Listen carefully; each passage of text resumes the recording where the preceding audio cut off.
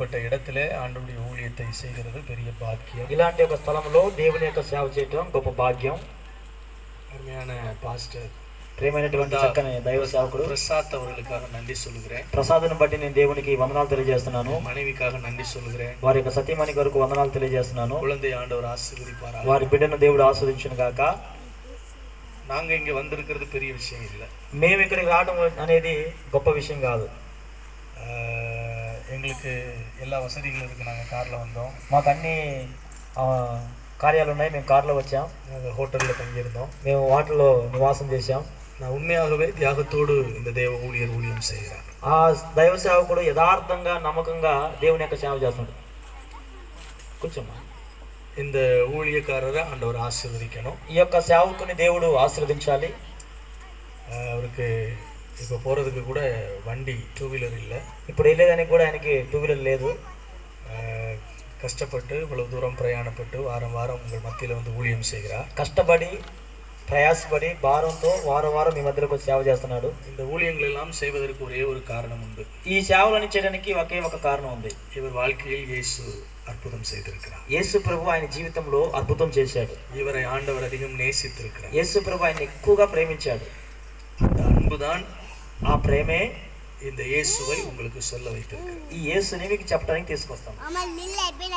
இன்னைக்கு உங்களை நாங்கள் சந்தித்து விட்டு இன்னைக்கு நாங்கள் போகிறோம். ఈ రోజు మిమ్మల్ని కలుసుకొని చూసి మేము వెళ్ళిపోతాం. உண்மையாக ஒரு விஷயத்தை உங்களுக்கு உத்தரவாதமாய் சொல்ல முடியும். ఒక విషయాన్ని మీకు జవాబుగా చెప్పాలనుకుంటున్నాను.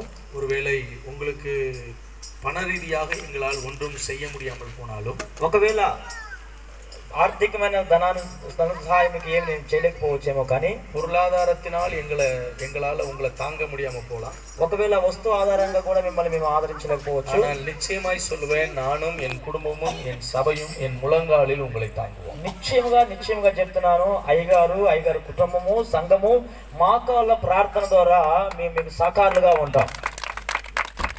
நாங்கள் உங்களுக்காக ஜெபிப்போம். మేము మీ కొరకు ప్రార్థన చేస్తాం. அந்த ஜெபம் தேவனிடத்திலிருந்து உங்களுக்கு இரக்கத்தை கொண்டு வரும். ఆ ప్రార్థన దేవుని దగ్గర నుంచి మీకు దయను తీసుకొస్తుంది. ஆகவே நீங்கள் ஆசீர்வாதமாய் இருப்பீர்கள். కాబట్టి మీరు ఆశీర్వాదకరంగా ఉంటారు. ஆண்டவர் உங்களை ஆசீர்வதிப்பார். దేవుడు మిమ్మల్ని ఆశీర్వదిస్తాడు. இந்த முறை வந்ததற்கு முழு முகாந்திரம், నేను ఈసారి రావడానికి సంపూర్ణమైనటువంటి ఉద్దేశం தேவனுடைய சபை ஜனங்கள் தேவ சமூகத்தில் தேசத்திற்காய் ஜெபிக்க வேண்டும் என்கிற பாரத்தை ஜனங்களுக்கு சொல்ல வேண்டும் என்பதற்காக வந்தேன். దేవుని యొక్క ప్రజలు, దేవుని యొక్క సేవకులు, దేవుని యొక్క సంఘానికి దేశం కొరకు ఎక్కువగా ప్రార్థన చేయాలని చెప్పేసి నేను వచ్చాను.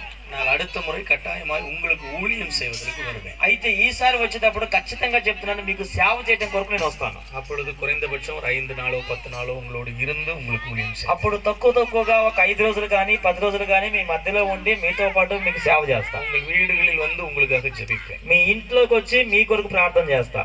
நானும் என்னுடைய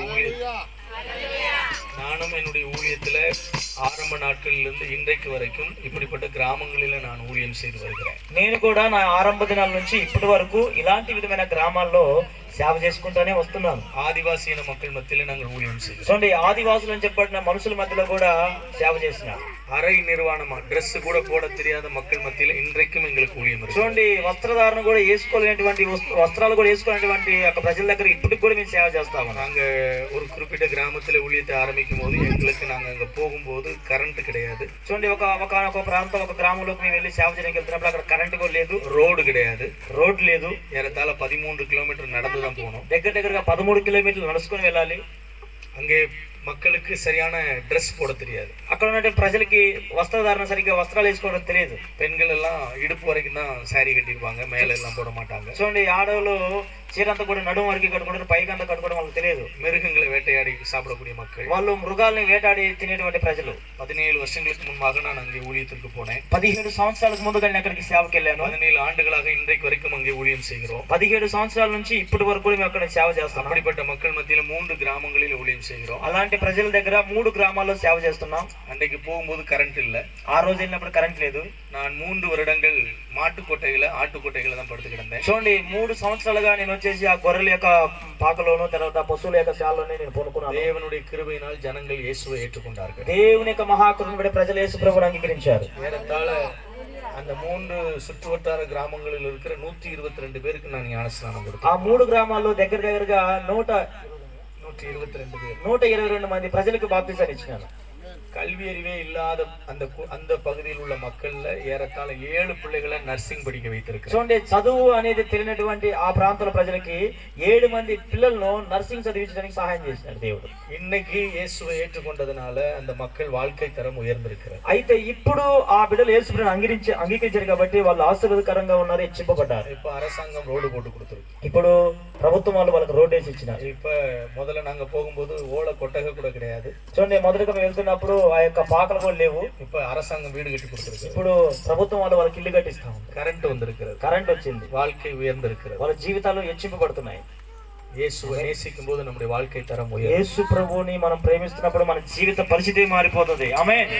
அவர் பிரசங்கம் பண்ணும்போது சொன்னார், ఆయన ప్రసంగం చేసినప్పుడు చెప్పినాడు, நிச்சயமா உங்க வீடுக்கு உங்க ஊருக்கு காலேஜ் வரும், பஸ் வரும். నిశ్చయంగా మీ గ్రామానికి కాలేజ్ వస్తుంది, ట్రైన్ వస్తుంది, బస్సు వస్తుంది అని. ஒருவேளை இன்னைக்கு இல்லாம இருக்கலாம். ఒకవేళ ఇప్పుడు లేకపోవచ్చు. நீங்க எல்லாம் இயேசுவுக்காக வாழ ஆரம்பிக்கும் போது, మీరందరూ యేసు ప్రభు కొరకు బ్రతకడం ప్రారంభం చేసి, இயேசுவுக்காக உங்க வாழ்க்கையை அர்ப்பணிக்கும் போது, యేసు ప్రభు కొరకు మీ జీవితాన్ని అర్పించినప్పుడు, உங்க இல்லத்துக்குள்ள இயேசுவை ஏற்றுக்கொள்ளும் போது, మీ హృదయంలోనూ మీ ఇంట్లోకి యేసు ప్రభుని ఆహ్వానించినప్పుడు, உங்கள் தலைமுறைகள் இதே கிராமத்தில் ஆசீர்வாதமாய் வாழ்வார்கள். మీ యొక్క వంశావళులు ఈ గ్రామంలోనే ఆశీర్వదించబడతారు, మీ బిడ్డలు.